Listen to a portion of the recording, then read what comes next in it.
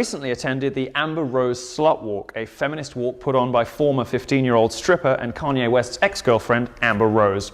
Let's take a look, shall we? Normally I'd be fine with a sweaty black dude in LA, but this is probably the unsexiest thing I've ever seen. You've come in an exciting outfit today. Do you want to tell us why you're dressed like this? Because no women should feel shame about their body, and because just because I'm dressed like this doesn't mean that I want sex from you, doesn't mean that I want you. I mean, it's quite sexualized. You have a nipple tassel. And why are you here today? We're walking for all of the victims of sexual violence. This is a empowerment movement. This is for everyone who's been a victim of anything like that. Your clothes do not define how you are sexually treated. You think there's a rape culture problem in America today? There is a rape culture. What do you think about all of the rapes that have been exposed in the media as fakes? It seems like a lot of the high-profile rape cases, the Duke Lacrosse, Columbia University, UVA, is that damaging a women's cause, or should we cover this stuff anyway because it's such an important issue? It's such an important issue. I mean, because these people's lives are affected. It prevents them from living a sane and normal life. Tell us why you're here today. I am here today to question the feminists and these sluts all around here and ask them if they actually believe in rape culture. Do you believe in rape culture? I do not believe in rape culture. I think it's a ridiculous exaggeration. Catcalling is not rape. Feminists constantly rail against the patriarchy, but it was precisely the patriarchy, specifically the Los Angeles Police Department, to which the feminists appealed when they wanted to have me removed from Pershing Square, a public space in the center of Los Angeles. Why? Because one of my colleagues had asked Amber Rose if she believed in rape culture, and because I took a placard that said, "Rape culture is like Harry Potter, it's fantasy."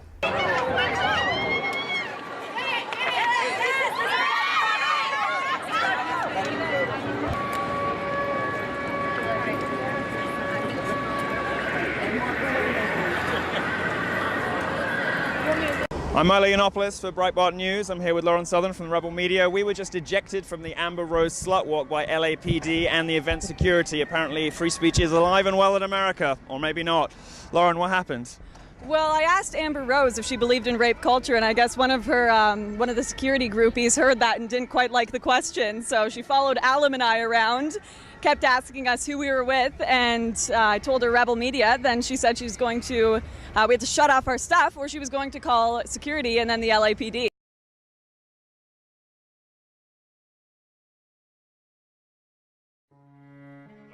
Your 5 minutes in. I want to address the men in the audience. Sorry, ladies. I love you, but this is for the boys. The question posed to us today was whether we've reached an age of gender equality. I don't think we have. We've overshot the age of gender equality by a long stretch, and men of your generation are going to be the primary victims of this error.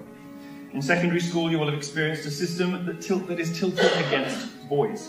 Your exams will have been primarily modular, not linear, a system that favours girls. Teachers will have tried to control and pathologise your boisterous behaviour, branding you young offenders for pranks or cyberbullies, for typical male teenage trash talk. Taunting, after all, is how men bond. Your female peers will be encouraged at every stage of their educational journey.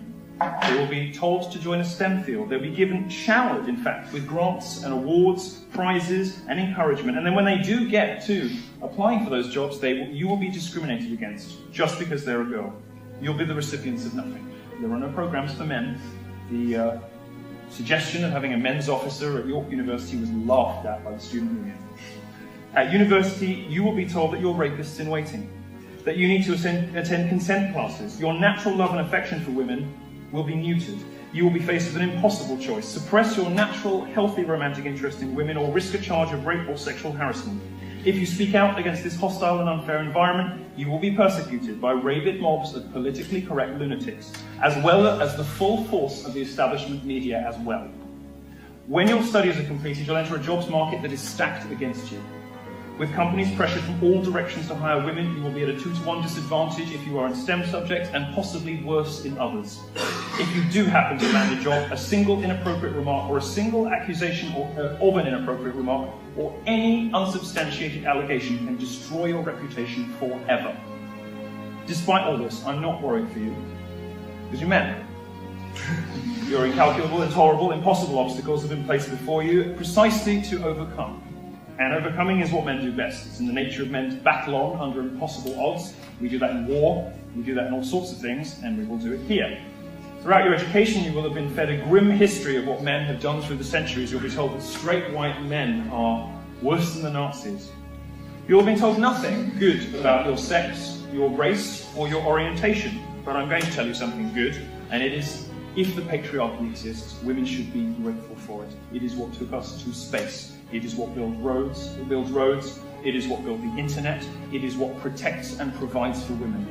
If it exists, thank God it does.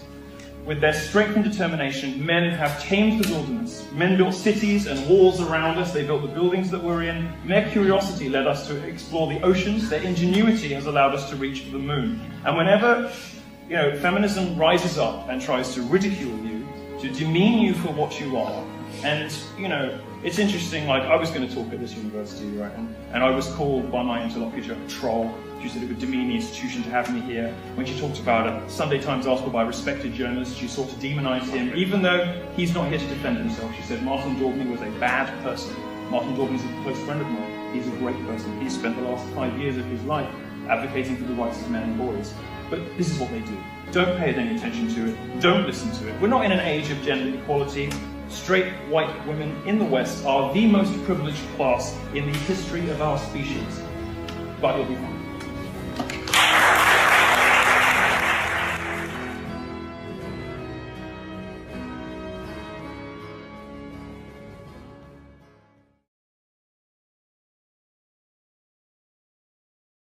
My name is Tanae. I'm the current president of our NAACP chapter. Great. And so I just have a few questions. During your entire presentation, I noticed that you failed to mention that feminism is the belief that men and women are equal.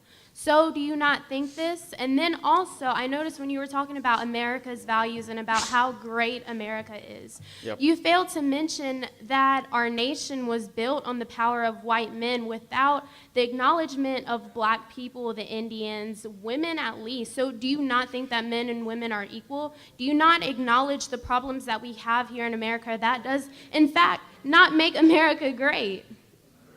All right. No. Let's be respectful. I mean, not triggered. I understand how to handle myself, unlike some Trump supporters. Guys. It was a perfectly reasonable, respectful question. Let's be respectful. Thank you. On the first half of your question, women don't agree with you.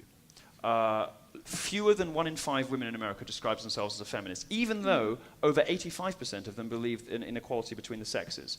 Why? Because they know that feminism has become something different now. They know that the feminism you're talking about, it's very convenient, isn't it, to sort of treat men like shit, and then when people say, I'm not a feminist, say, oh, but feminism's out of quality.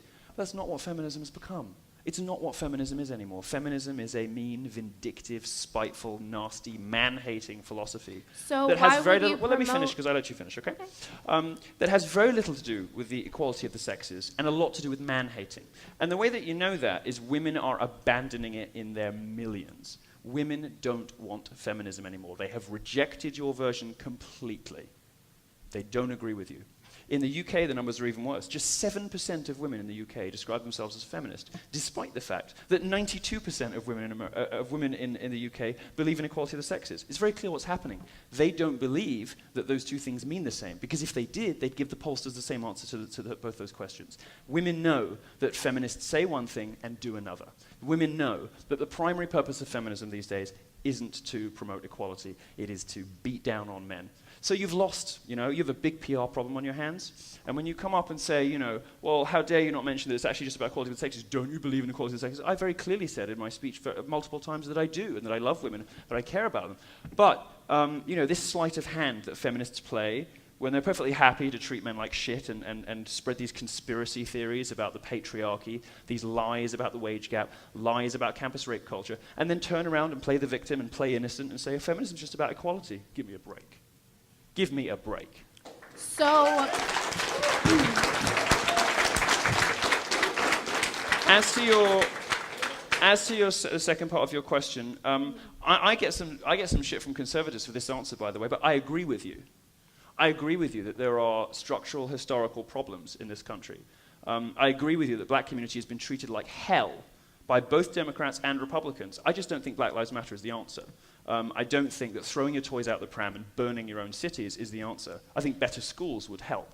And I think if black people really wanted to improve their lot and improve their situation, they would start voting for Republicans. Because when they do, and when people police properly, black lives are saved. Bill Clinton, who signed the crime bill in which took thousands of black dads out of families and threw them in jail, the terrible, pointless, awful war on drugs, right?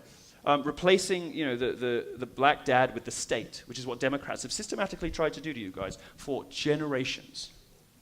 And Black Lives Matter's response isn't to say, we're going to try voting for the other guys because 40 years of this hasn't worked. What we want is better schools so that a poor black child who is smart could go to Harvard. They don't do that. They cause a fuss, they block a road, and they burn their own towns down. So yeah, I agree with you that there's a problem. But I think we probably have very, very different prescriptions for that. My freshman year of high school, I was diagnosed with cancer, and I had Hodgkin's lymphoma. I had stage 4 cancer, like from my neck down to like my pelvis. So like that's where all the tumors were. But like I'm also, and I hate to break it to you, I'm a feminist too. So like, would you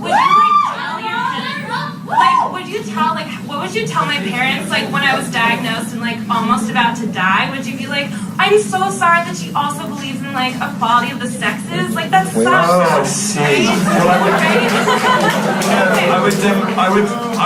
I would quote my favorite rapper and I would say, if you can take a dick, you can take a joke. Oh wait.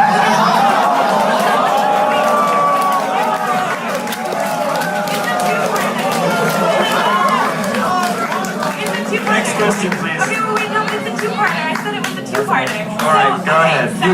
You've been a good sport. Go ahead. You seem to be really angry with feminists who have cancer, and I just feel so bad. Like, no, I'm not angry for feminists with cancer.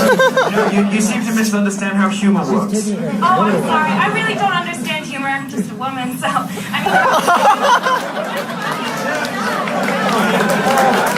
don't even have to. This is so bad.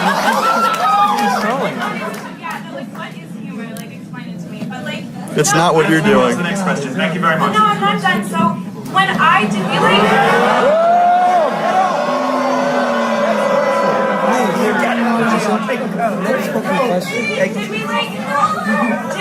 throw a brick? Did you leave a coat somewhere? Can I take it? Oh yeah. I'll send it to you in 2 minutes. Wait. I should say. All right. Next question. Trump.